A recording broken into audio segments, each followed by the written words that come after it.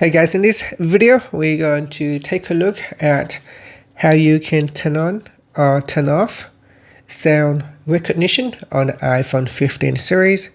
First, let's go back to your home screen by swiping up at the bottom of the screen. From the home screen, tap on Settings.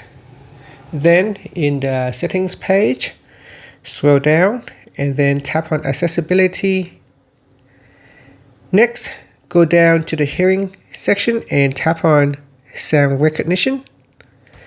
At the top here, tap on Sound Recognition toggle button to switch it off or turn it on. Once you turn on Sound Recognition, you can go down and tap on Sounds. In here, you can choose which sounds recognition to use.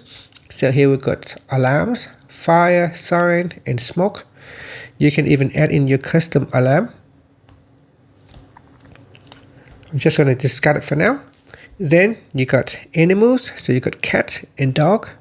Household sounds such as appliances, car horn, doorbell, door knock, glass breaking, kettle, water running.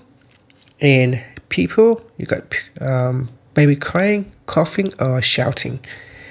And that's it. So that is the sounds recognition that you can activate or deactivate in here.